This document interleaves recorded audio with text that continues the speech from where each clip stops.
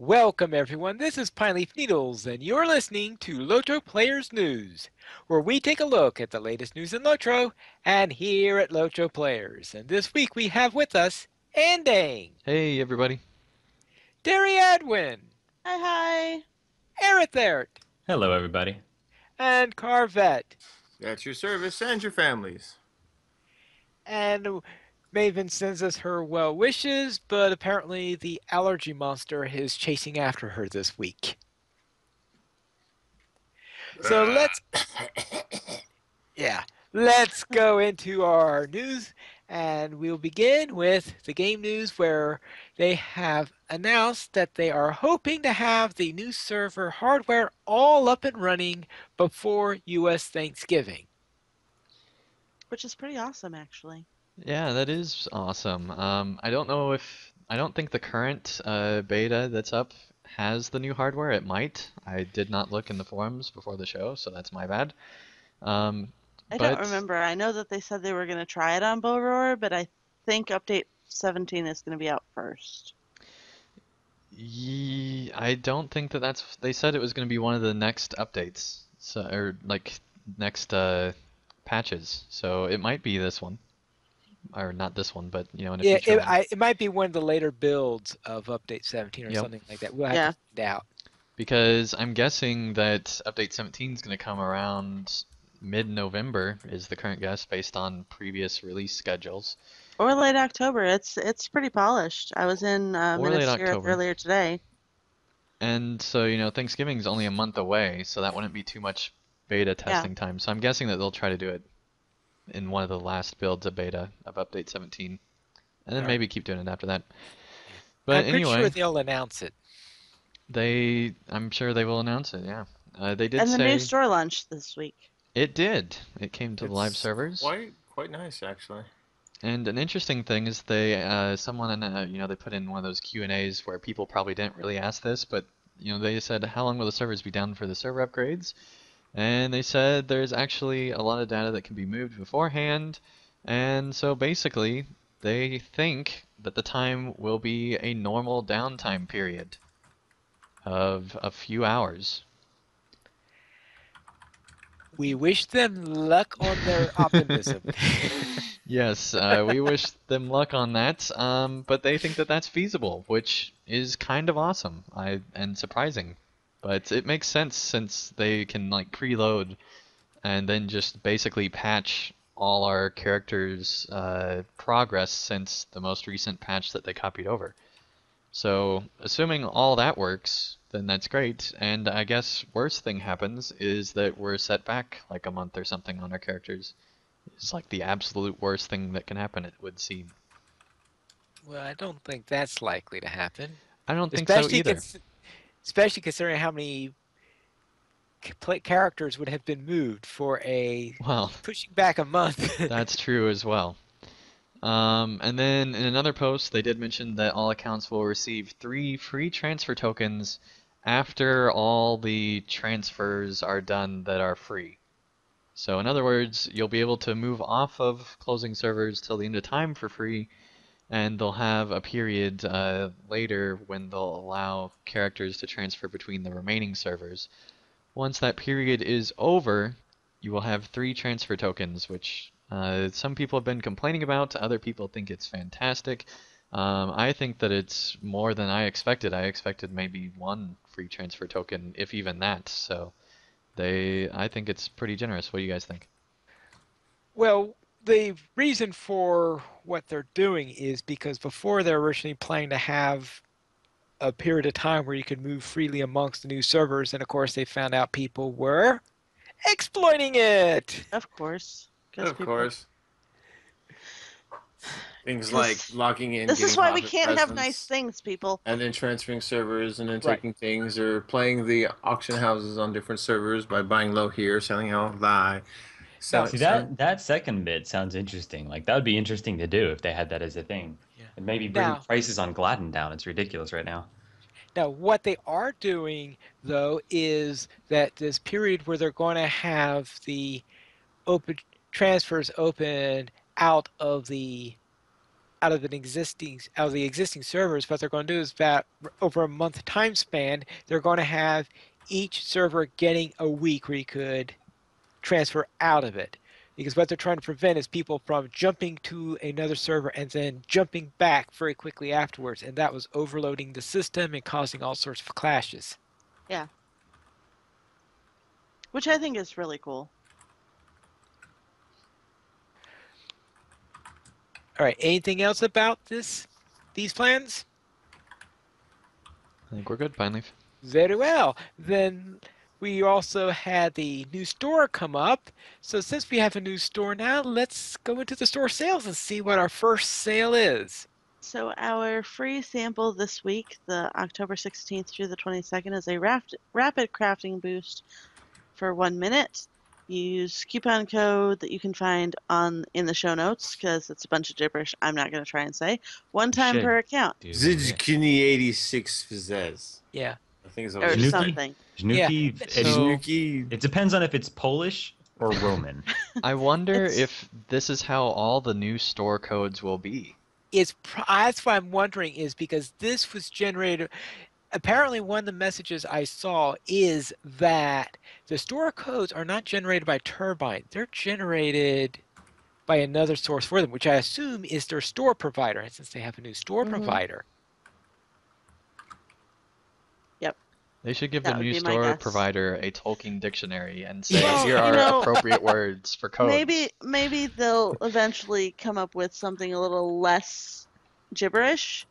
But, until then, you can just check the show notes. Or at least a bit shorter, because it's just like a really long... I mean, there's more than 10 things there, aren't there? That's like 12 or something. Yeah. This week's sales, however, are pretty awesome. We have 25% off the Bjorning class, the Runekeeper class, the Warden class, character slots, and Slayer Deed accelerators.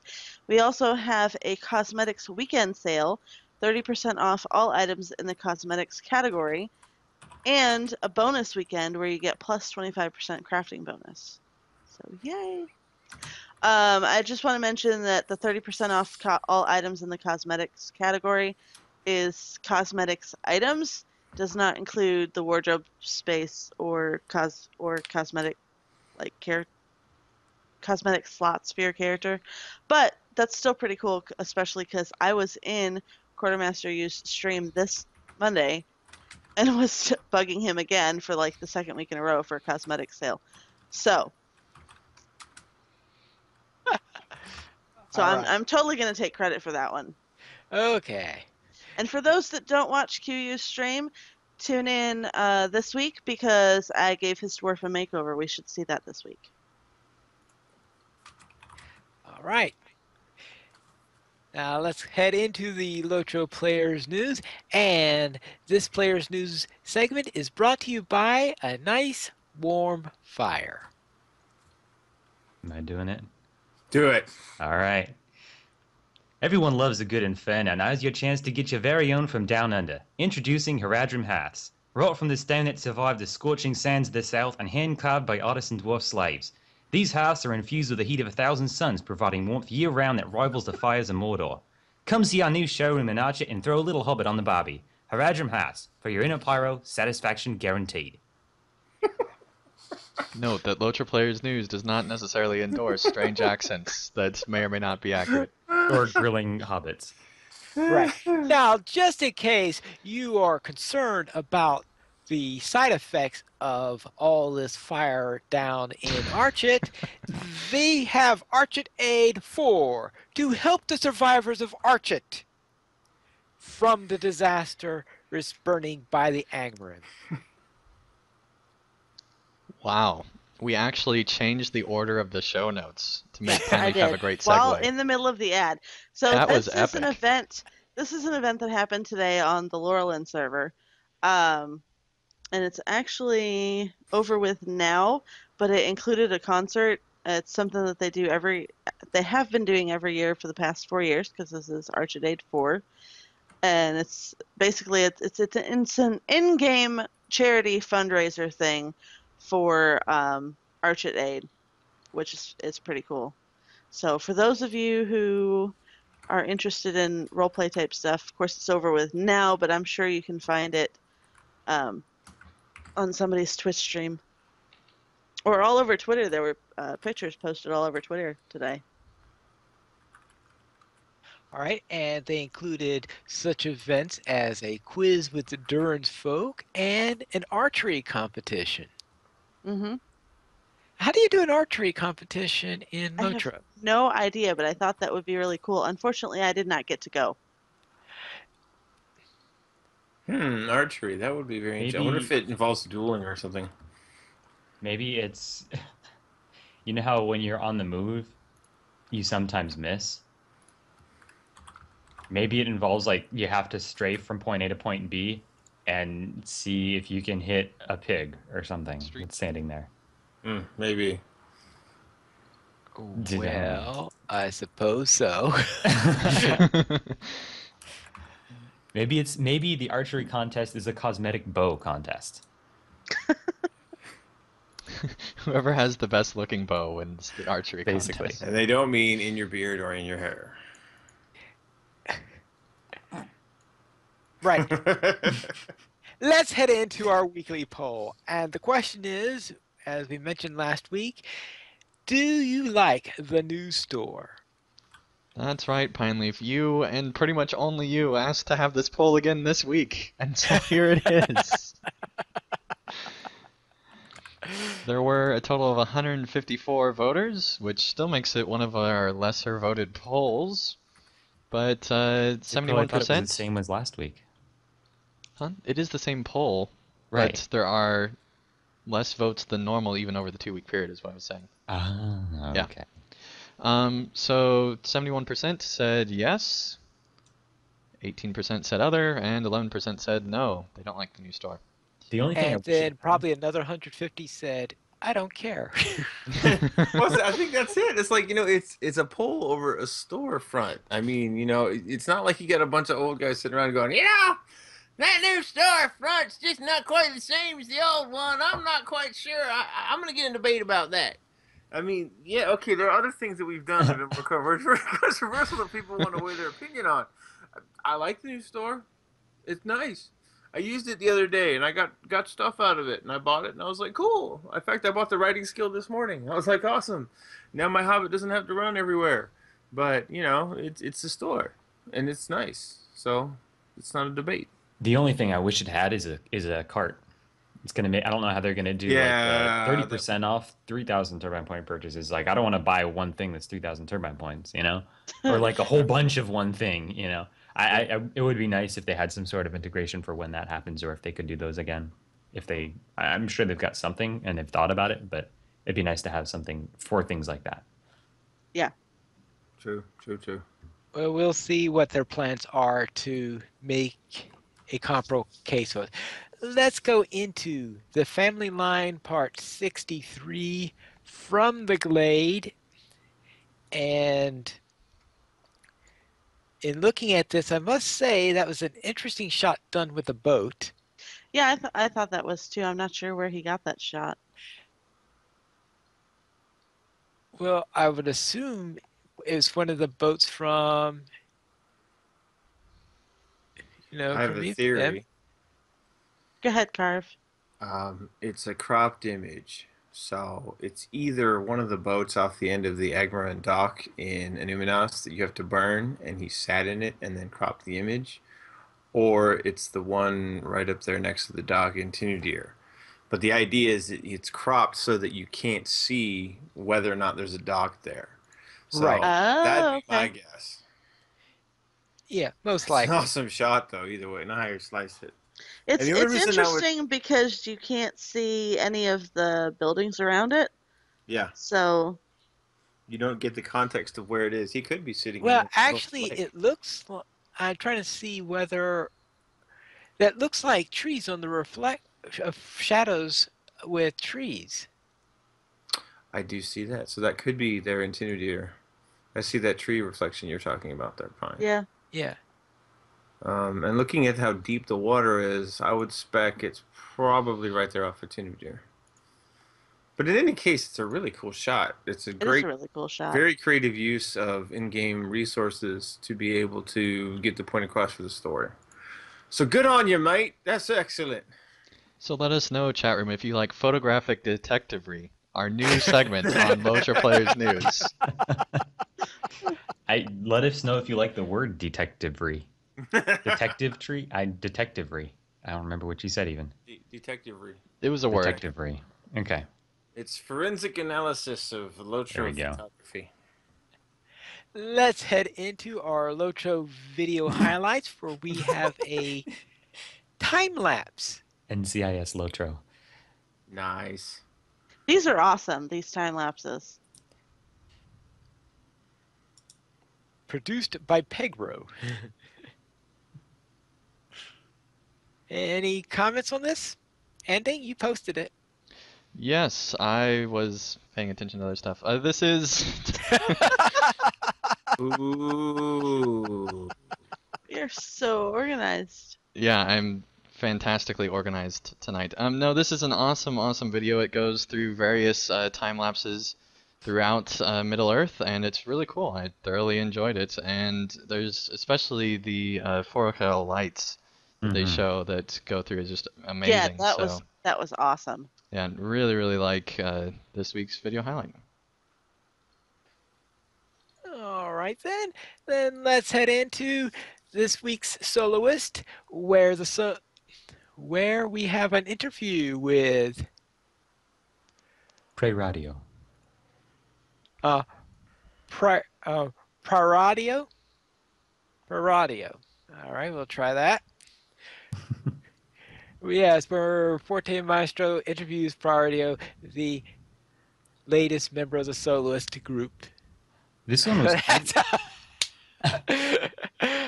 That's soloist group. Womp, womp, womp. I actually really like this Yes. one. It was cool because um, I don't. I mean, I don't remember reading anything about like his musical background apart from the game, but it's neat because it shows like every. It doesn't take a lot. You don't have to be an actual maestro to get into music on Lotro. It's really really easy to get into, and you can play music that you enjoy playing, and you can do it in the game. It's I like this one because it shows that you don't have to like write your own ABC music and transcribe your own music and have to do like a whole bunch of stuff. Like just get songs you like, find ABCs for them, and like throw up song plugin and do it. Like it's cool. It's awesome. And it's really easy.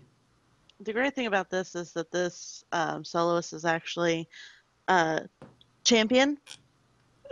So it shows, yeah, if you look at the tooltip, it's a champion. So it shows that anybody can play music. You don't have to be a minstrel to play music. Anybody can do it. Yeah. Doesn't matter what your class is. Pick up a instrument that you can play, or if it's an instrument that you like that you can't play, find a mini to teach you. Yeah. Right. That's the main advantage of a mini is that a mini starts out knowing how to play all the instruments or actually there are one or two that things like the bagpipes where they have to level up for, but for the most part, the minstrel can already automatically knows most of them. They pick up the others just by leveling. While other classes, yes, finding a friendly mini helps a lot in that matter. But yes, we've seen plenty of characters who do it, like Lily Kate. She does a lot of playing around there, and she is a hunter, not a minstrel. Yep, Lily Kate's a hunter. My burglar plays a lute. My burglar actually carries a lute in her bags for the downtimes between instances on our Tuesday nights. She'll break out the lute and play something while she's waiting for everybody to get ready. Right, the lute is the one instrument that all characters can play. Both Mhm. loops. Both loops. Both lutes, Both the lutes. basic lute and the lute of ages. I prefer the lute of ages because it's not as Me too. twangy. Yeah. Although I will say it's nice because for the longest time, for like one of my favorite ABCs to play is I'll load up two clients and I'll play dueling banjos with myself. And you get two lutes and it's awesome. But it's really cool when you can do the two different lutes because then it's distinct, like it's distinctly a duo and not just like a Yeah. medley of noise. It's really cool with both lutes. I like it a lot. Yeah. I'm just And looking at his screenshot and I'm going, he's probably a skilled player, but if he's not, who's going to be brave enough to tell him? He's a champion. He's got daggers on his forearms. He's got a big sword strapped to his back. He's got a bow. He's a level 100 champion. Come on. He's like, Nobody's gonna tell that guy he your can't play music sucks. Splang. Oh, it's pretty good. I was, Yeah. I had something in my ear. Are you looking at the same image I am? I'm seeing a level 41 champion pre-radio. Oh, 41 Yeah. champion. That's what I'm seeing too. I couldn't read the numbers. But the he's daggers got- strapped to his forearms are pretty The beast. fact that he's playing with fingerless gloves that have daggers strapped to them is like, hey, you the man. Not to mention he's got a scar on his face, so he's obviously seen some combat. Oh yeah. Well, at least he knew enough to use fingerless gloves instead of trying to do it with thumbs. That's true. All right. And last week after our news, we had episode number 3 of Tales of the Free Folk, where apparently fire was very important. Did we burn down Archit? No, we were outside of town. It burned Okay. spiders. You weren't that drunk finally. It wasn't our fault that time. I was the one drinking. The drinking didn't happen until No, we later. all drank. Just Terry drank more. Well, Pineleaf I didn't was drink. drinking in real life too, because that got me through that episode. Terry was just drinking in general, in and out of game. It's okay. She survived. All right. Did you have something to say, Andy? Well, yes, you guys got out of the marsh and got started on your adventure to seek out a ranger. So, Oh, like the actual plot. yeah, the actual plot, and Yeah, had okay. a lot of fun in a bar along the way. So, I don't know if I would classify it as a lot of fun. I made an impassioned plea to Pineleaf to not abandon us permanently, as I think he wanted to do. that is true. Well, There she was came some back. major drama going on too. There was. I had to pull out all of my eloquetic stops. He was rolling crits on diplomacy. He was doing everything short. No, of I always begging. like, Psh, I can do this better without rolling. Let's do it. I don't think I actually rolled for that. No, it was fun though. It was good Yeah, because it we had a good plot exposition. The one thing I'm kind of irritated about is Carve didn't bother to stop by the armor vendor next to the armor guy to pick up a new axe. Guess what? But It doesn't matter. it does to me. I'm fighting with a hatchet. Huh? There's a reason I gave you a hatchet. Oh, Yeah. okay. All It's right. okay. There's a reason for it then. With I a shall. capital, with a capital R. Oh, 'Cause you that- don't want to like chop down tree branches for fires with a real axe, like a battle axe. That's what you He carry can the still hatchet. keep his It's not like he can just have And one the weapon. I mean, What? What? How long have we Oh, been able to have multiple weapons? I want a you shield have on both arms. inventory. I want a shield on Oh, both arms. you are the Yeah. shield flinger, sir. He would have a wood axe and a battle axe. Exactly.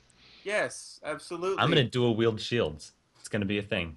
Well, it's not a dual wield thing. It's just you have your inventory for equipment and you have your inventory for you combat. swap. I'm just saying, yeah, Dual wielding shields. It's gonna be a thing. You know what we're gonna do? I know what we're gonna do. We're gonna take Aerother's shields and we're gonna make sure that they're mounted on some kind of a bearing system, so they have kind of like a free spinning lazy Susan kind of application. And when Aerother and Terry Adwin get into these like little spats or whatever, and Terry Adwin has too much to drink, we're gonna take Aerother's shields and we're gonna lay him flat on the ground so that the shields become wheels, and then we're gonna throw Terry on top. And so we're going to use Aerother like a cart because of his wheeling shields, because of insistence on dual wielding shields, and then we're just going to drag Terry out of town. It's gonna be So I'll be like Aerother, the human wheelbarrow guardian. That's exactly right. All right. Uh-huh. Good And luck then if getting you Terry really want to along go with that plan. far-fetched with this, what we're going to do is we're going to add some kind Hold of it, hold it, hold awkward... it. You mean we're not already really far-fetched? Oh, We're no, medium I'm fetched right taking now. it to a whole nother level. See, we're going to stumble upon a cache of Numenorian technology, which is going to give us the ability to add clockwork mechanisms to Aerother's shields so that Ooh. we can wind them up, and then they can be flung as spinning saw blades. With And their did own I just gyroscopic run balance into an mechanism. Agatha Heterodyne comic strip or something? Can I? Wow, that was a Ooh. reference. Maybe I like Carv's line of thought in terms of my character for once. This is what happens when May is gone. We never have Ooh. shows like this. Is The wheelbarrow the wheelbarrow would be a thing because my guardian, like I've had him, I've made him have like absurdly high athleticism, so he could plank for that long. Dude. He No, could plank for that long. and really all Totally. we need is, and even if you get like tired or whatever, we take like a javelin that we borrow from Pine, an Uh-huh. axle, boom. You just do push-ups on the axle and act like the cart bed. We throw Terry on top. We run out of town. We're good. Sounds good. Yeah. Terry, get drunk again. Teamwork. Let's do it. I think we broke. Did So we that just happened. turn on an infinite improbability drive? Yes, we did. I don't even know what that was. No, I'm pretty sure we just lost Trish is all that happened this week. So Right. Let's get moving with getting moving. Gotta move it, move oh, it. look at We see gotta we move had it, to go move off it. to get that transition. That's Yes. 40 Maestro had a little discussion about dancing or synchronized dancing. And I've always been wondering how in the world do they manage to do synchronized dancing? This article is great, and actually, I was taught synchronized dancing by Harperella, but yeah, it's basically the same thing. Oh, you learned from the Grandmaster, huh? I did, I did. I was fortunate enough to learn from the Grandmaster, but some of what she said was actually she called out when we needed to sync. Like she would do a 1, 2, 3, and we'd all go. So this is actually a little bit better because this is in text form. You can actually see it written out when you're supposed to look for. Because the Dwarf Dance and Hobbit 2, I have the hardest time syncing. Dwarf Wow. Dwarf 2 and Hobbit 2 are really hard for me to sync. All right. This is amazing. It is. It's really if I awesome. had a hat, I would tip it to those that have spent enough time analyzing the various dance moves in game to know exactly when to sync to be able to do it. Because I stumble Yeah. across concerts all the time, and there's like a whole bunch of multi-race people. They're all doing the same steps, and I'm going, I have no idea. I have no idea how they're It's doing very that. But cool when it's it fantastic. happens. Oh yeah, I mean, Yeah. it's There's one thing. actually, wow, I totally didn't mean to just halt the whole conversation. That was Yeah, cool. There's actually a streamer that does concerts on, I think it's Nerd Television is his Twitch yeah. channel, but Isn't he it does, Master Barton Debris?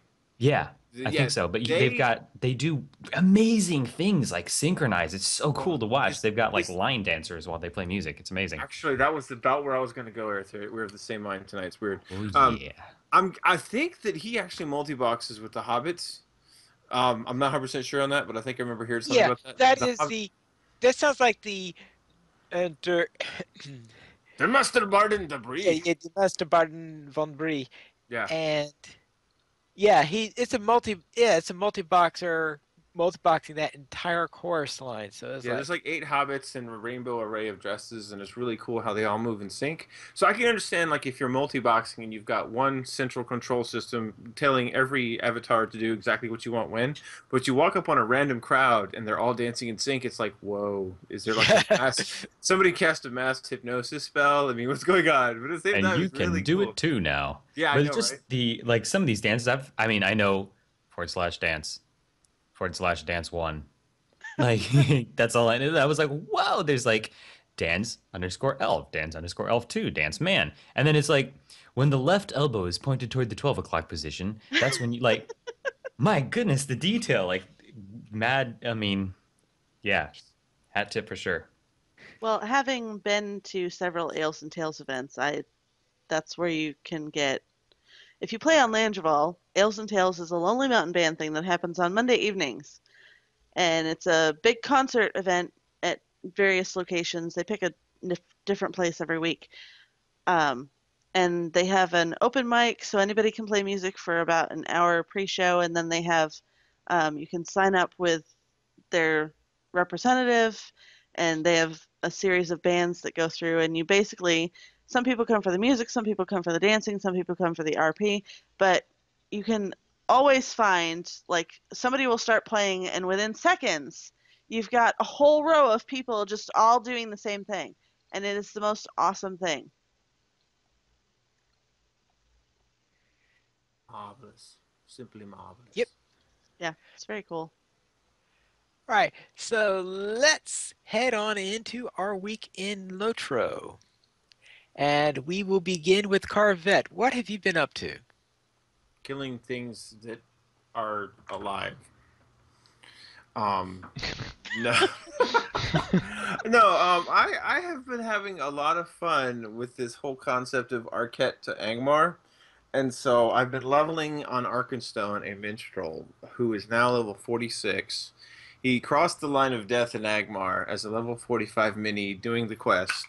Finally got to the point where he was able to defeat the Watching Stones, and then discovered as soon as you cross the line, everything jumps up to level 47. So I was like, oh, snap, there's a level gap here. But I'm a minstrel, so I just continued nuking and running. So that's fun.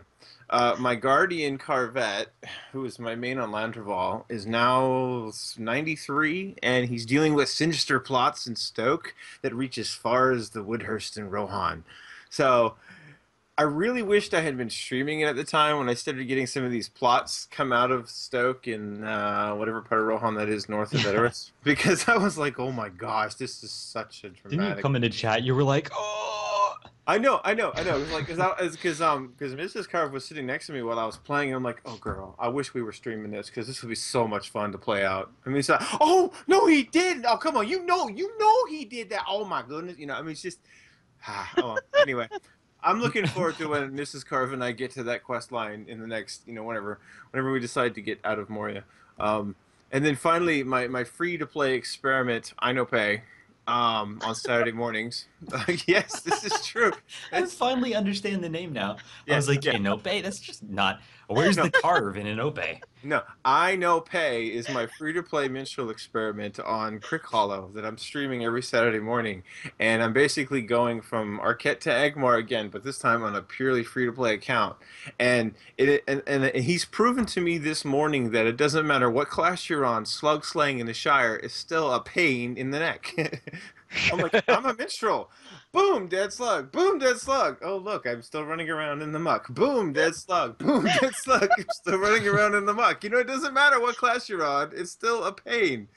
This particular time, I was able to gather some copper while I was out there, but I know Pay's like, whoop-de-doo, jigga-jiggung. Oh, look, another slug. Jigga-jiggung. On, Yeah. on, on the upside of which, I was able to spam my healing skills as I was running, so I'm even in blue Oh, line. yeah. I was wrecking face.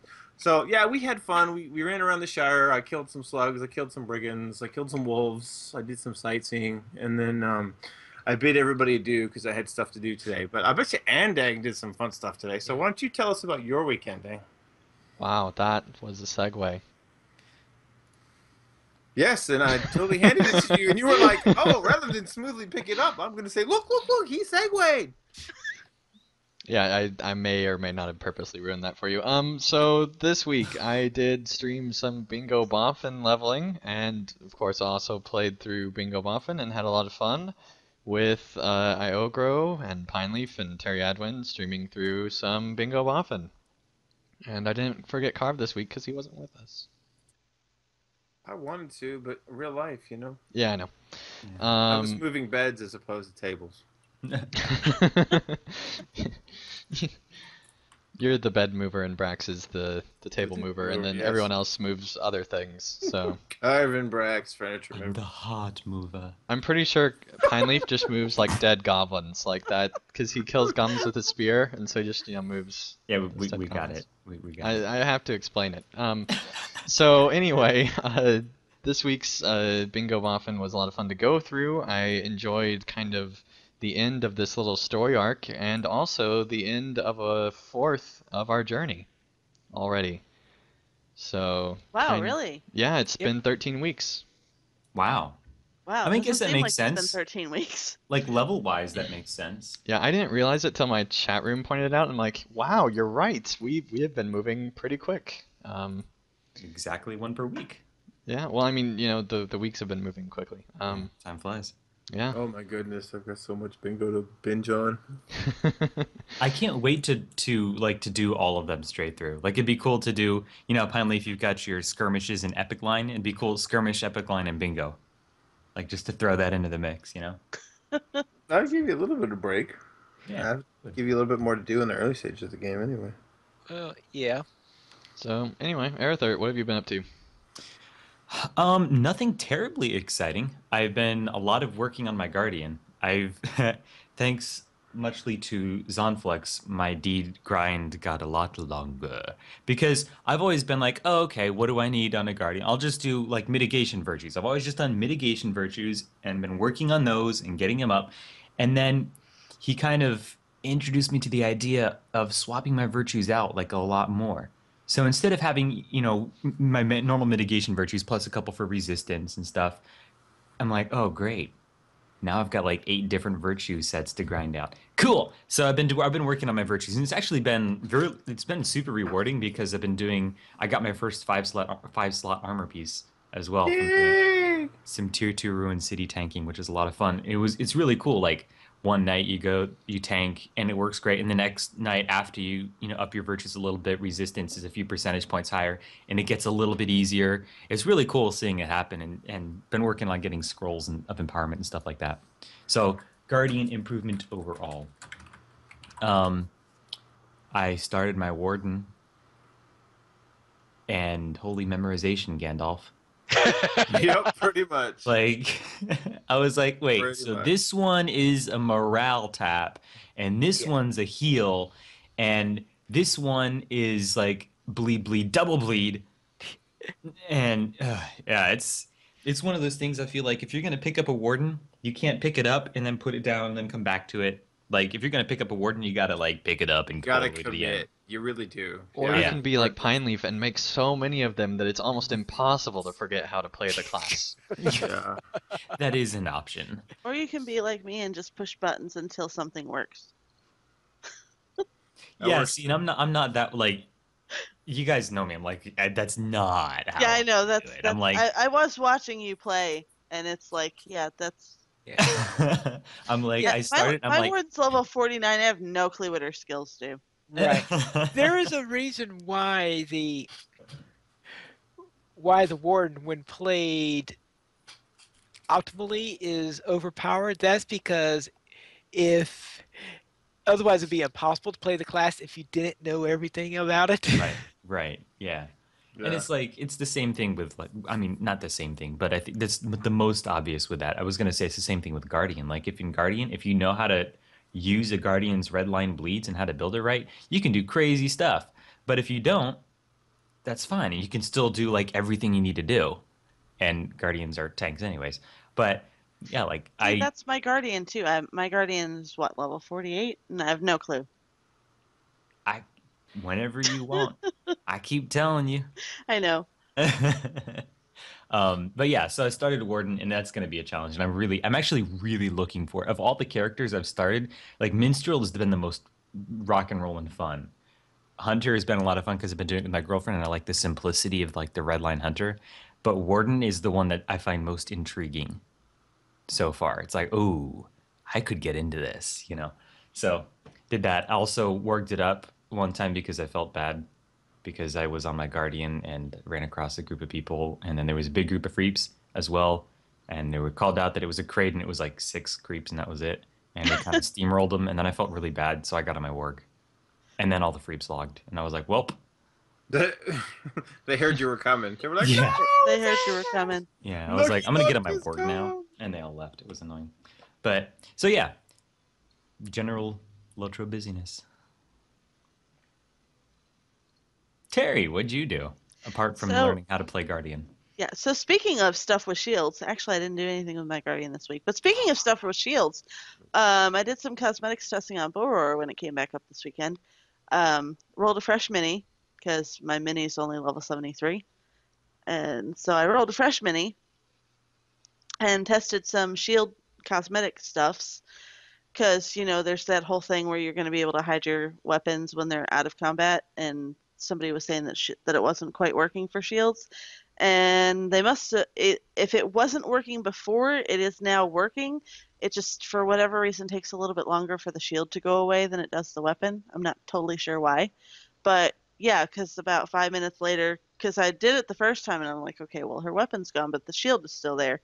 And I was running back and forth in the Isengard Tavern, and then I happened to notice, hey, her shield's gone too. Yay! So yeah, it does work. And you can also, I also tested, Warden Guardian shields on light shield users. Also works. Have to use the wardrobe for it, but it is going to be a thing because I had her running around with a Guardian shield, which was pretty awesome. That's cool. Yeah.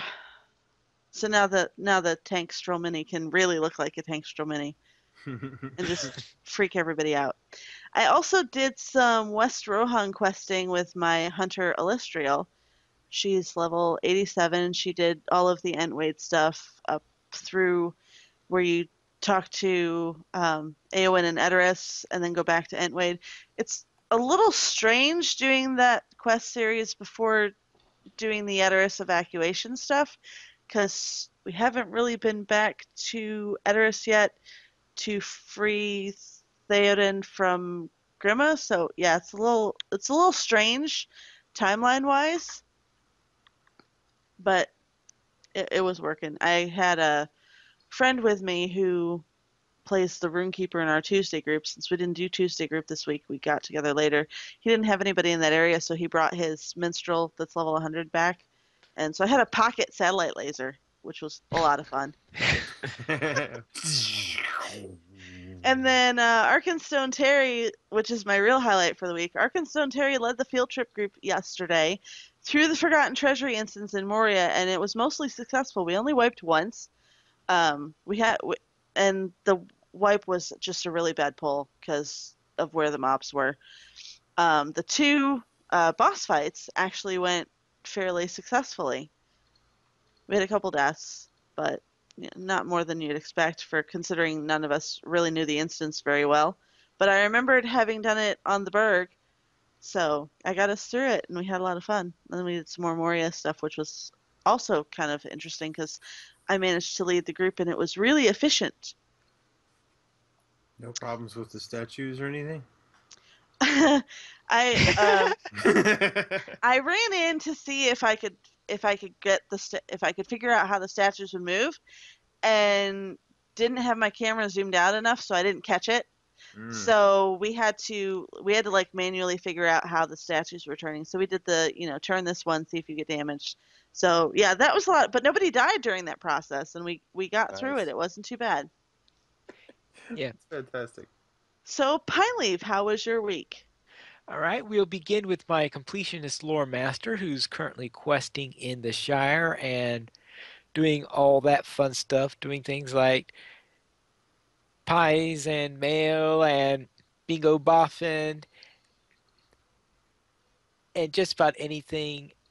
I'm currently, I think most recently I've been in, see, I was in Budgeford. I think actually I did a couple of things at Budgeford. Then I ran to stock because of bingo boffin. Because bingo boffin sometimes sends you one place, the quest is sending you to another place, the Epic Alliance sending you to another place. So it's all fun trying to integrate that into the most efficient manner possible. Yeah, yes. that's Yes. all. That's really all over the place. Yes. And then on my YouTube Bjorny, the one on Glenn, I had a little chat with Saruman, and for some reason he just didn't seem to be very nice. No kidding. Yeah. Was it the chat in Orthanc? Yes. Okay. You should Did you just take told him. selfies? You should No, just I told him didn't that you take any should have selfies. been.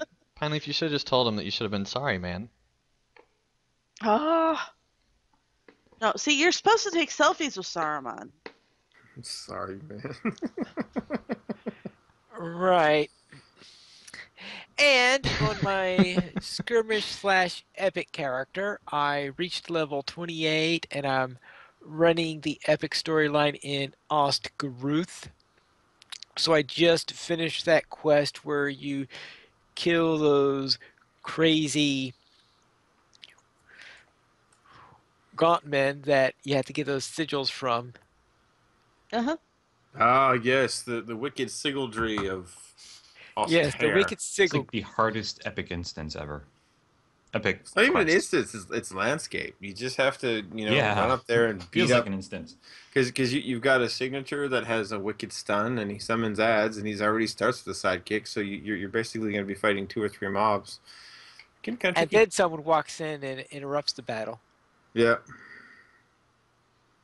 So yeah, that so I went through that fun little quest there, but I managed to get through it. So let's then head into the news beyond Lotro. And we have a 5-year trailer for Minecraft Middle Earth. And it looks like they've made some pretty impressive structures in here. Yeah, Certainly a they've lot more impressive than some of the stuff I've been doing with Minecraft. that this was not intended to make you feel bad by posting this, Penny. I It promise. I wasn't? promise. Okay. Um, it's impressive how many places that they've created. Even in 5 years, they've created Minas Tirith pretty much completely with Osgiliath in the distance nearby in the same map all together in one spot. Kind of like how Lotro has done, but in Minecraft with people's free time just doing it for the last 5 years. And they've also created places like Rivendell and all sorts of just really iconic places throughout Middle Earth. And they've recently added in like PvP maps and stuff like that. And the main thing that really struck me is that they say it's more than just a building project, it's a living community. And you really get the sense of that from this trailer, that it seems like a really special community that they've created. And if anyone's interested in joining it, you can go to the article and there's a link to their official site. You've even got Moria and everything. This place is amazing. Yeah, yeah. Is it? My question is: it scaled like to Minecraft people sized? I think it's very close, if not actually scaled. Yeah, I mean I would it's probably say it's a bit bigger because they've taken the scale a little bit more. Now they say you can come visit it and there's some rules and whatnot, but as I was watching the video, my mouth was just open. I was like, yeah, "Oh my goodness!" Yeah. It's it's like amazing, almost enough to make me want to Oh. actually start like playing Minecraft. But I right? know I would I mean, get sucked into it and not have at the least time. to visit the world enough to like kind Mm-hmm. of stroll around or go in creative mode and fly and just Yeah. see Yeah. the Dome of the Stars and Osgiliath Or and Minas Thank is Tirith and amazing too. Yeah. Orthanc, that shot they had of Orthanc. Oh my Mm-hmm. gosh. I was like, oh. Which I think what you just said, Carv, that you'd like to just be able to go around and look around, is something that I've been saying Lotro needs for a long time. Just give an ability to buy a class that is just a tourist class. And you can go and visit anywhere in Middle Earth, and there's no level requirements. You don't have to level up at all, and you can never do any like leveling or anything like that. You just go out into the world and enjoy looking at all the scenery Chicken. What was for that? say like $10. I think that would be fantastic. Spectator class. And it Chicken. wouldn't be cheating because you couldn't do instances or combat or anything like that. It would literally just be spectating. So Okay, I I'll I think take it I it. would be pretty still. cool. I mean, if they had a chicken nest joined on either side of the Paths of the Dead, so chickens could get to Gondor. First off, I would be like spamming the refresh button on Bull Roar and to be the first chicken to jump off of Minas Tirith. But that would be amazing, and you could do that. The chicken would become that. It really would. I mean, it already is. Yeah, but you can die on the chicken is the Yes. difference. Yes. Yes, you Minor detail. can. You know. And I don't think it'd be that hard to code. You just make the player be level 110 or whatever, and then just let them go. Or do what the main devs do and make it to where you can't die when you go all the I way like down to the idea Zumra. of kind of like a semi-phased spectator class where you're Hmm. kind of invisible to all the mobs And Well, yeah, I and because just you can do walk that with around. chicken. Chicken's Yeah. aggro radius is absurdly small. well, and I know so many people that have asked for this type of thing. They say I'd play Lotro if I could just tour it and not have to level. And I think that comes from a more RPG style or general game standpoint where you just want to go where you can and not have to worry about levels. And a tourism class would allow that to happen. So I think a lot of people would be interested in that. And I think Lotro and even some other MMOs are kind of limiting themselves by not having that. It would be cool because then you could get people, and I mean, if you were a visible person, like still had access to cosmetics and things like that, that'd be awesome. Still had access to, like I mean, a cosmetic war steed or something. Still could get all the steeds. You know, obviously like the store steeds, not the ones from killing things because you can't kill things. But if you could, I mean, so that way, if somebody wanted to say go to Rohan and role play in Rohan, it would open up a lot of things for role play because a lot of Yeah, roleplay people, I mean, like, I don't want to roleplay in the Shire. You know, Shire's a great place for that. But I mean, it opens up a lot of ideas and places, the places you could go and things you could see. Yeah, it You would know, open it up to anyone from any other server could come there and, for a small price be able to go to, any level and just listen to concerts and stuff like that. That would be really yeah, cool. it would be cool. And you could, because if chickens have a small aggro radius for a level 1 character, I would imagine you could get a 0 aggro radius. Probably, but what level do you have to be to get a chicken? As soon as you're in the Shire, as soon as you're at the intro, you can get one. Yep. Okay, And just do some quests. It literally, I've timed it. It literally takes 20 minutes to prep a chicken. cool. And you have an hour and a Prep half a time. chicken like you're Yeah. cooking it or something. 20 minutes prep, hour and a half time, done. Put it in the oven, yeah.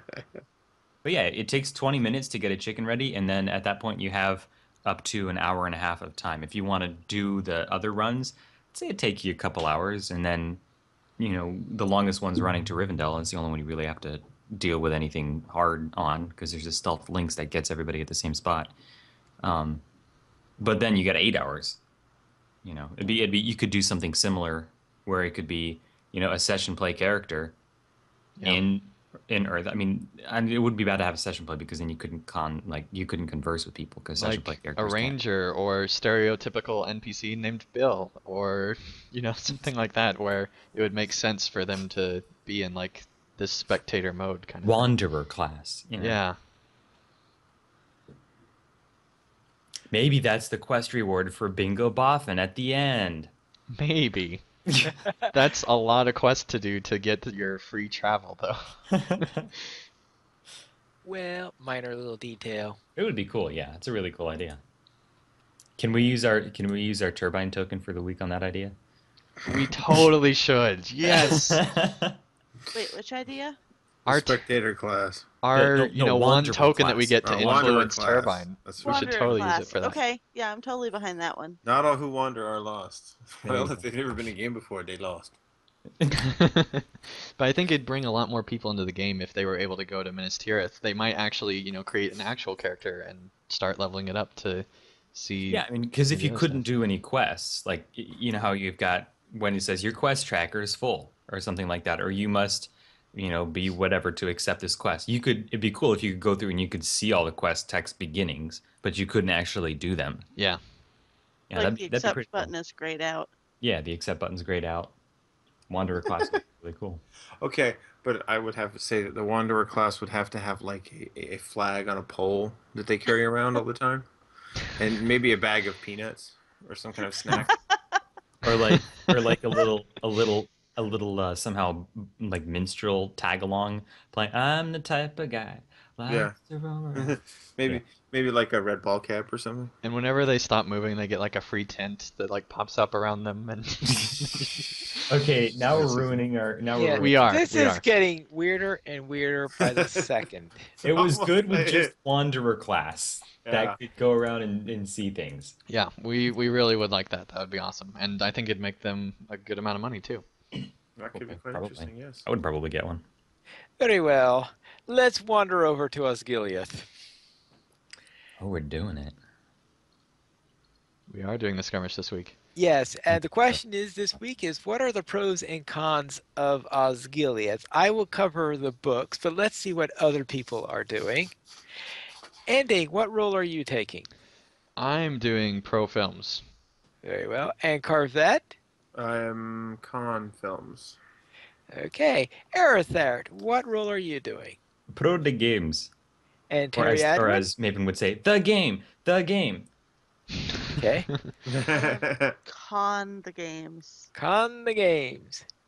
Very well. So let's begin by talking about Osgiliath. And the information on the books is, well, if we go by the Lord of the Rings itself, really isn't anything in there. That's why I say there's so little in there that's hard to put under pros or cons.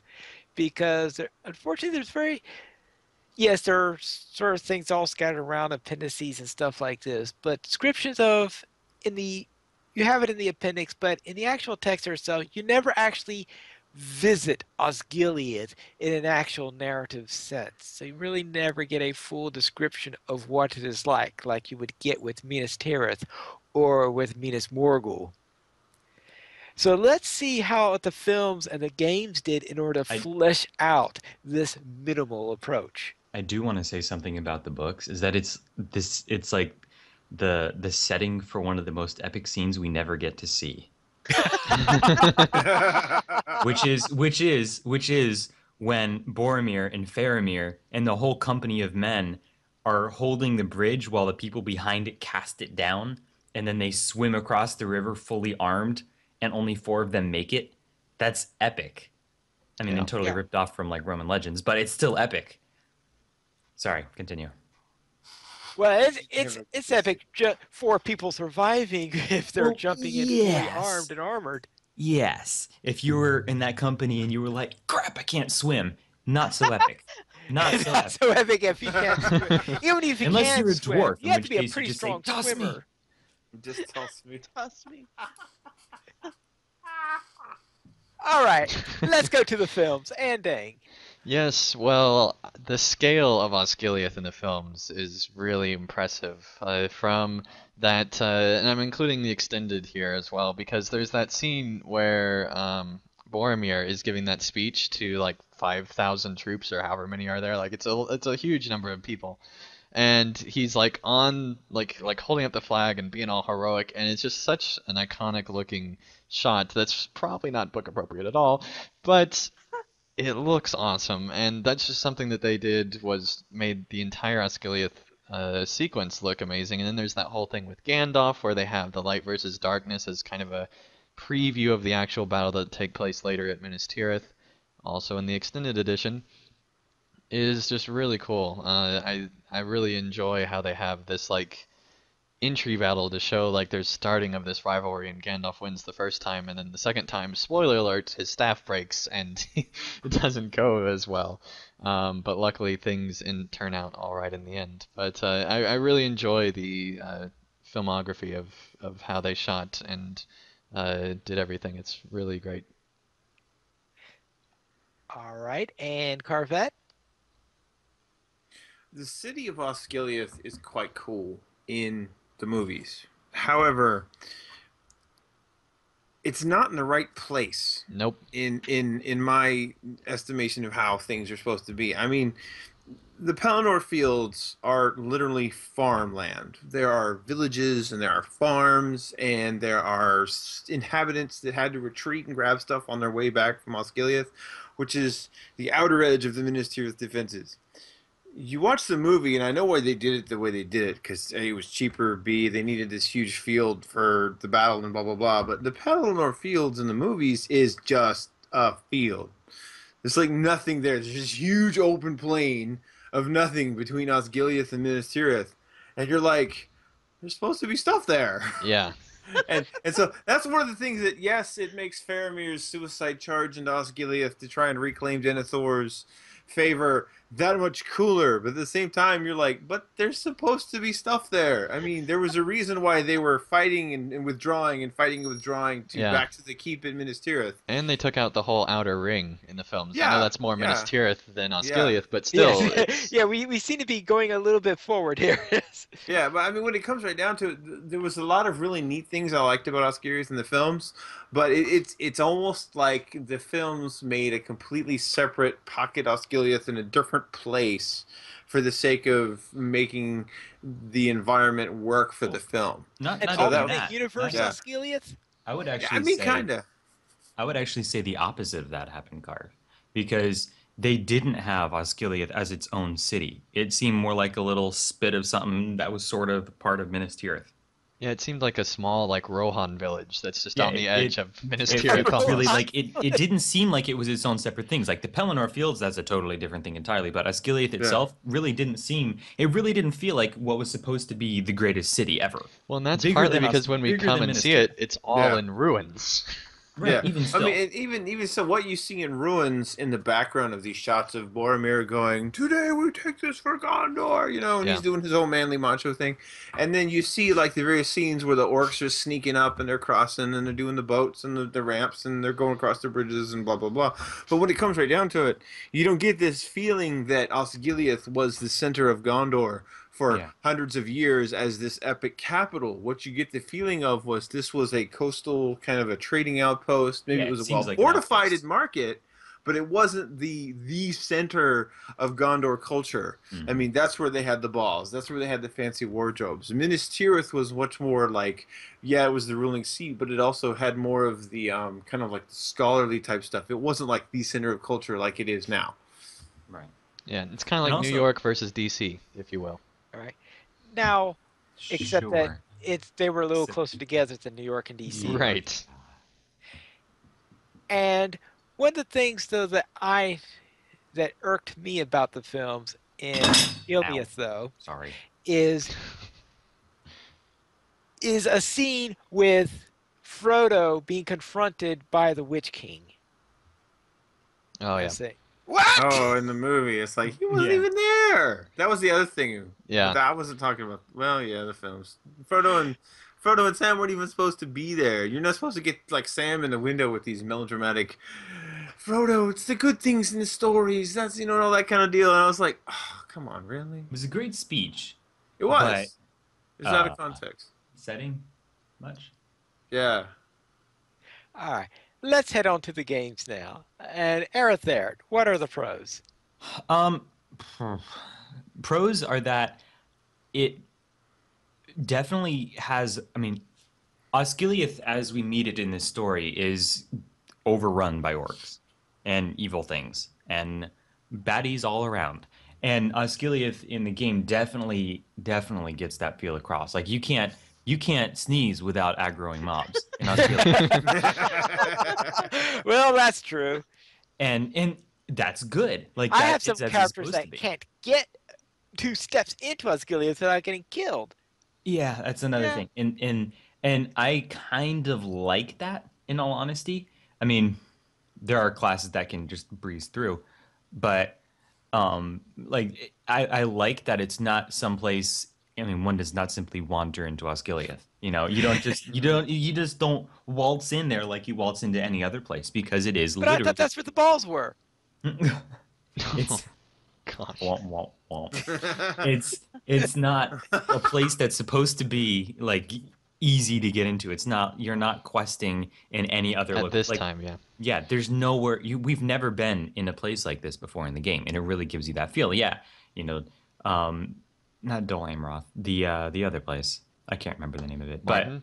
Color nope, gear. Pelargir. Yeah, Pelargir. It's there's enemies there, but that like there's a few, and then you do that. It just doesn't feel like a place that's overrun. Well, None of that's the because they already moved on in Peligir to yeah. Osgiliath, Yeah, basically. but even enemy camps, like we've never had a main thing like the culverts. People always complain about the culverts and oh, it's so hard to get there. Yeah, like lore wise, it makes sense. It's not supposed. If it was easy to get there, we wouldn't be wondering where are they. You know. So I like it. Um, I do have some cons for it as well, but I do like how like the size of it is a decent size. It's not as big as it should be, I don't think, because it's supposed to be bigger than Minas Tirith. Um, but I mean, it's not as big as I would like it to be, but it's a good size. It's big enough to have the feel of a big city. I think it's the biggest we get to up to that point, but complicated enough that you're like, where am I? And overrun enough that you feel the constant danger of it. I think I feel like they captured the feel of it pretty well. I'm actually going to add a pro before I do my cons. My pro for Osgiliath, well, because Aerithart hasn't mentioned it yet, and it needs to be said, is that the ambient noises when you're going through Osgiliath, Oh yeah. you have that fell beast Nazgul screech overhead every couple minutes while you're there, and it's just the longer you spend above ground, it's like, where the heck is that coming from? It'd Because be it cool if it gave sounds you dread. because it's overhead, but it really sounds like it's coming from like around the corner or a Yeah. couple streets over, and it's like, crap, I'm gonna run into something that's gonna kill me. You could turn it into Alien Isolation by having the Nazgul just swoop down on you randomly. I think they should add that to Dol Guldur as well, because there's Nazgul there. It'd be kind of cool if they retroactively added in a little bit of that sound Yeah. effects. Not like the same, because I think Osgiliath still needs to feel Not special, quite but the same, but yeah, they probably could do with some. Anyway, my con is sort of some of Aerother's pros because yeah, it's cluttered with mobs. It's a little too cluttered with mobs. And it not necessarily that it's too much mobs. It's that they respawn so They fast really do. that Yeah. because not only are they hard to kill in the first place, but by the time you've finished killing the last of the guys in the same area, the first ones have popped back up. So if you're a character who's having trouble with like one or two mobs, there's no way you can get through there by yourself. AoE. AoE. Well, AoE is awesome. I didn't have a whole lot of problems with it because champion, but even as a champion, I haven't been back to Osgiliath in a long time because it was such a pain. Because there are sometimes, even as a champion, I just really don't want to kill everything in my path. I just want to go and be okay. You know what would have Have been cool? a path that I could follow to not kill like 50 things to go back to this culvert that I had to leave because somebody needed help in a quest area somewhere else because there's no milestone. I will say one downside is that after like the epic quest, people like there's no need to go back to Osgiliath Yeah. in the game. There's no reason to go back. Like I'm full rep with the Rangers or whatever, but not because I did my quest in Osgiliath. It's because after I finished my Dol Amroth quests every day, I would pop to Faramir's Overlook camp and just turn in tasks with the Shattered Hatchets. Done. Like I mean, Good it's kind of tip. yeah, good tip by the way, pro tip there. But I mean, it's kind of a bummer. Like I wish I had more reason to go to Osgiliath, but I just don't. You Yeah. know. One, And you don't even need to go to Osgiliath to get the armor pieces. You can get those in Andrak or whatever it is. I want to say. yeah. I don't remember the name of the town. Like there's really no need to go to Osgiliath Yeah, and, after you go there and the first time, Elboleth in which the is a chat bummer. reminded me that there's that roving threat that spawns sometimes in Osgiliath, and there's next to no way around that thing. Speaking of next to no way around the thing, except for there actually should be, is those silly like half walls that you could literally just step over, or if you're Yeah. Hobbit, hop over, and they're like blocking your path. And there's enemies on the other side, so you can go over there. There's no reason for these walls to be there that I know of, unless there's like some hidden technical aspect. And it's very frustrating to have these like tiny, like at least make the barricades seem like that they are blocking me from going through. So that's kind of my biggest negative is those small little barricades. So Osgiliath PvP map. That's great. Really? I think so. I mean, it's simplified, which I don't like. I Yes. feel like that there should be more paths, but I'm glad that there's not like these blatant like walls that are like not hoppable over and Yeah, stuff they like did they that. did a really good job like simplifying it, and you still Mhm. get a similar Osgiliath-ish feel. But And I you have the same ambient noises, Mhm. but it's more comforting when you're creeping around as a warg. You're like, all right, those guys got my back. Yeah. It's okay. Unless they get the need for a snack, in which case, work treats, you know. That's Well, true. And they're not I mean eating warg. honestly, again, I think a major con of both Osgiliath maps is that there's no reason to go there. There's no benefit really to the PvP on Osgiliath map, Yeah. which is a bummer because on every server that I've heard of, people have gone right back to the moors. Yeah. I think they need to add more perks or something to make it to where it's worthwhile to go there. I've said like from the beginning, even just a simple 10% boost in like renown/infamy or 10-15% boost would keep people there in Osgiliath for PvP purposes. But it'd be That- cool to have like I mean right now the craze, the thing that people want is scrolls of empowerment, crystals, and Morgul crests. So adding some of those to the mob drops or something, making them be like rare mob drops or something like that in Osgiliath would put people back there. Yeah. One Ideas, other thing, ideas. since this is the games plural, and usually we just talk about LOTRO, True. there is the Lego Lord of the Rings games, and they have Osgiliath like in the films, only it's much more irritating because you have to shoot this Nazgul and do it repetitively over and over and solve these really long puzzles and you realize that you're not even supposed to be here as Frodo, Sam, and the Rangers. And so it's very frustrating that you're having to do like all these things just because it's in the films, and it gets very tedious very quickly, But and it's very but repetitive as well. but it is cute. Yeah, I it say is kind of cool that having there's a target played on a Nazgul, but having played that level ending, I would say I didn't find it nearly as tedious. It was actually quite fun. But if we're going to talk pro games, then if you can talk about the Battle for Middle Earth, the Osgiliath map in there, you're talking a real-time strategy game where you can build up this, oh horde of yeah, Gondorian troops, and you can win the battle, and you can send that Nazgul packing. So it's like, ha, bonus! yeah, Nazgul shows up, and you're like, really, fire archers, take him down. Your rangers are like, we got this. Whip, whip, whip. He blows up, and if you really are special, you could summon Gandalf with his light ray, and bam, Nazgul's are history. So yeah, I'd totally like to win that level and be like, see, this is how it should have gone in the movie. Just saying. That's how it should have gone, but then you wouldn't have had the Battle of Pelennor Fields. How Yeah. it should have ended, carve style. Okay. So seriously, we can have a heroic group Deer as the backup laser cannon, or we can have the Green Army of Scrubbing Bubbles. that's true. I mean, yeah, I didn't write the story. I'm just saying it's fun on that particular level to go all crazy and beat the Nazgul up and be like, yeah, I defended Yeah. it. We currently have 17 supporters on Patreon. If you would like to join this illustrious raid of players to help support LOTRO players, simply go to the donations page where you can support the Players Alliance on Patreon. There you'll find rewards including a mention on the podcast of your choice, or even be a guest host on LOTRO Players News. And how far are we to the next LOTRO goal? Well, Pineleaf, we're actually a little bit farther this week, sadly, because we lost a patron. But we are currently just $37, a little over $37 away. So, because the 11 cents throws me off. So yeah, getting close to a 1 year VIP. If we, keep getting more patrons like we have the last few weeks. So overall, we're moving in the right direction. So let's hope that we can have that continue. All right, very well.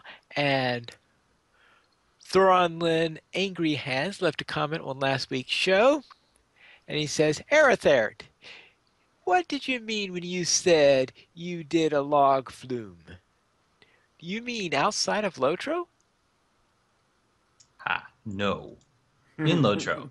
If you've ever done the Inn of the Forsaken, it's a lot of fun. There's like this one bit where you go all Goonies style down a raging river of death, but it's not really raging river of death. It's just fun. Um, there's this one place in Evandene, like in the very top right corner of the map. If you go all the way to the top right corner of the Evandene map, you can like if you have a class with some sort of sprint ability, it makes it cooler. Or if you're a burglar, no fall also is a handy thing in that case because you do break your legs a little bit. But um, you basically just run down the waterfall, and it's like this little bubbling thing that goes down a few different little drops. It's a lot. I highlighted the bit off my stream where I did it the first time because I did it again the next day because it was fun. But I highlighted the part where I did it the first time, and it's like literally if you look up on YouTube Evan Dean water slide, I'm pretty sure it's the only thing that'll show up. It's actually really cool to watch because I'm It's thinking, oh, I'm gonna do that. It was a lot of fun.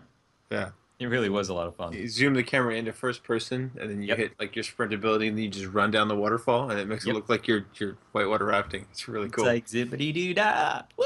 And of course, it's Evandim, so you're like, oh, it's gorgeous. It's Evandim. Yeah, and actually, one of the coolest parts about it was at the very end, you drop off, the big-ish waterfall, you break your legs, and then you drop off that rock and you go into the water, and it's high enough that when you go into the water, you actually go underwater for a second, and you can see perfectly clearly all the way to the bottom, and it's so cool.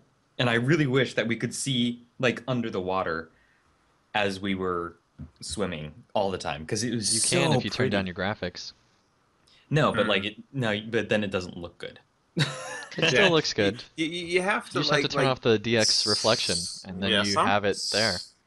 I think sometimes if you get your camera angle just right, you That too. can look under. I've never been able to. Like But I've you gotta tried, play with it but- a little bit. Yeah. but like and even still like looking, and I've played on low graphics before. Trust me.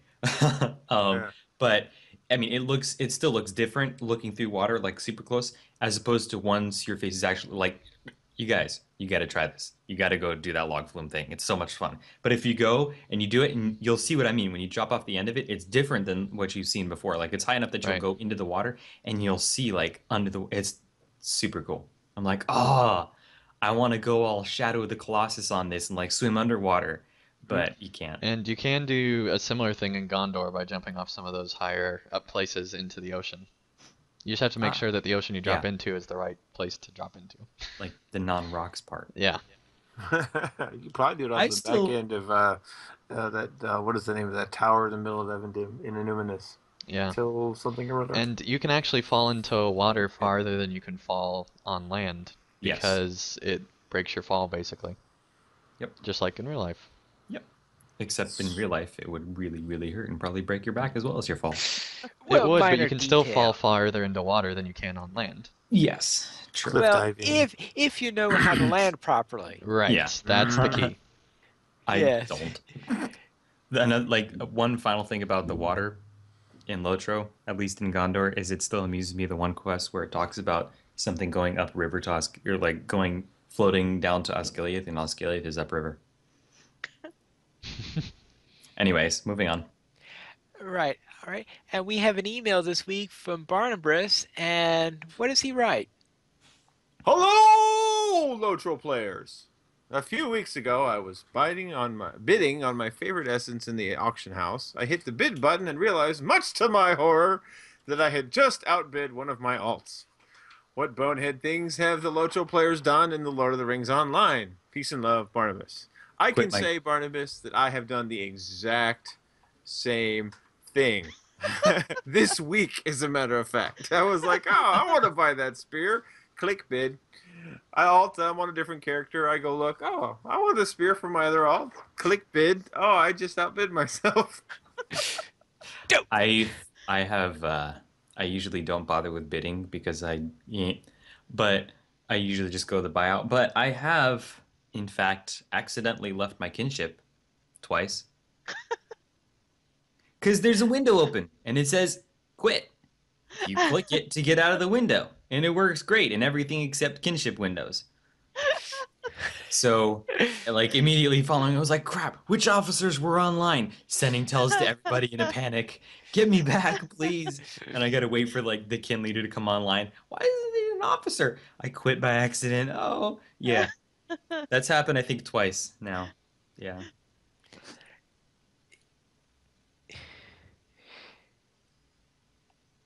I'm just glad I don't lead a kinship because then I'd probably accidentally dissolve it multiple times. Oh, that Because there's a would be button bad. for that. There is a Yeah, button. I hope there's at least a "Are you sure" on that. Yes, but I mean, realistically speaking, we've been kind of conditioned to ignore "Are you sure's" Oh and yes, all that is. You, relics. you are right Like about that. every person who's reached legendary item status, you've been trained to ignore confirm boxes. I haven't tried to do that, but you'd think it would be similar to your player deletion where you have to type in your kin name. I would hope that there's something It's like not. that. It's Nope. not. There's not a Ah, failsafe. there should be. There should It's be. just Yeah. boink. Bye bye, kin. And then there's like 600 people if you got a big kin that are just like, what happened? See, the problem is I talk about the stupid stuff that I do in game all the time. All the time. I haven't done anything dumb recently.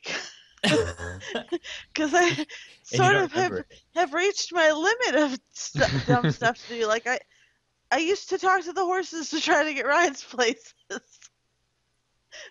Like this was a thing that happened all the time.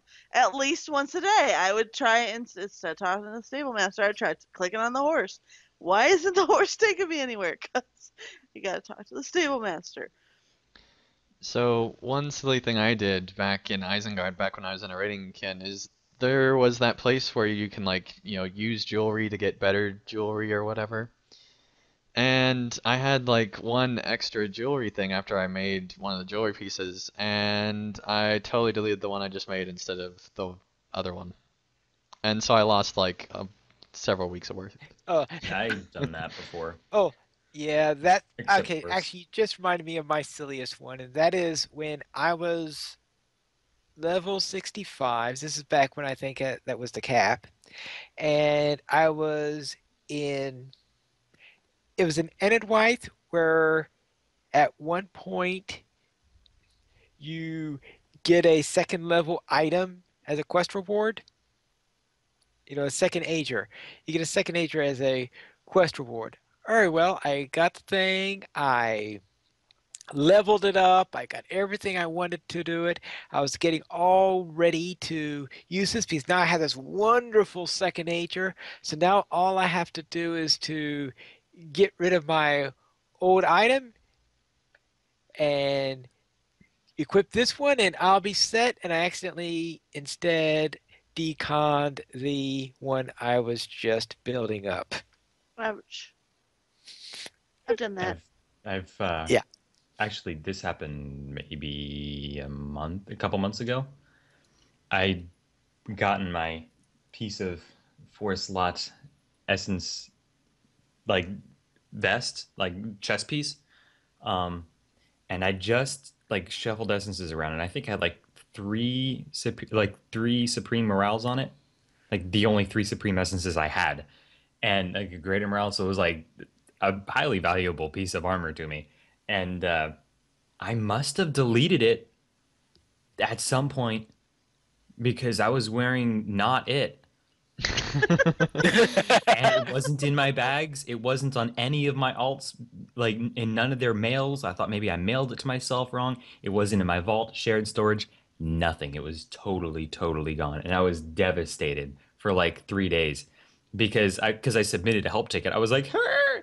And then like the weird thing was that I must have deleted it, but they eventually, yay, thank you, support people at Turbine. They helped me. They basically replaced it, even though they were like, we don't normally do this, but you've never asked for this kind of help before, because they had no record of me owning it, which was the weird part. So I was like, have I just been hallucinating that I have this piece of armor? But I'm pretty sure I must have deleted it somehow. I have no idea how, but that was probably like, if I did delete it, which I must have, that was the most tragic of bonehead moves on my part. I mean, other than the usual, I mean, I do boneheaded stuff every day. Like every time I make a too big of a pull, which happens frequently. Like yesterday in the moors, or yesterday, day before, I was like on a guardian, and this is right after that big fight, and people were at milling about in front of TA, and I was like, hey, there's NPCs in there, let's go take TA, because a couple people started running in. So I'm on my guardian, I'm running in, and I'm like, woo, charge, go up the stairs, and swing, and everything's stunned, and I look around, and there's nobody else in at all. Like they all ran in and stopped and like, oh, look at him go. That's cute. I don't.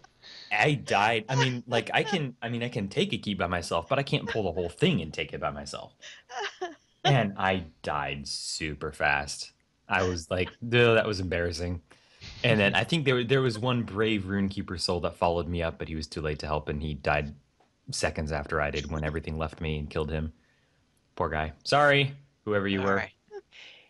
If you would like to email us your worst moment in Lotro and doing something stupid, you could email it at podcast@lotroplayers.com. You could also follow us at Twitter, The Players Alliance, at Players Ally, Lotro Players, at Lotro Players, Anding, at PVMP_Anding, Arithert, at Arithert, Carvet, at Carvet LP, Maven, at Tolkien Maven, Pineleaf, at Pineleaf Needles, and Terry Adwin at Terry Adwin. The Players Alliance has 4 shows currently running. 2 of them are weekly. On Mondays at 8:30 p.m. U.S. Caesar Time, we have DDO Players News. And on Saturdays at 8:30 p.m. U.S. Caesar Time, we have Lotro Players News. We also have 2 bi-weekly shows. Every other Thursday at 9 p.m. U.S. Caesar Time, we have XP Quest. And every other Saturday, right after Lotro Players News, we have Tales of the Free Folk. If you would like to join any of these, you could go to our live shows at lotroplayers.com/live. Thank you everyone for listening. This is Pineleaf Needles reminding you to skirmish responsibly.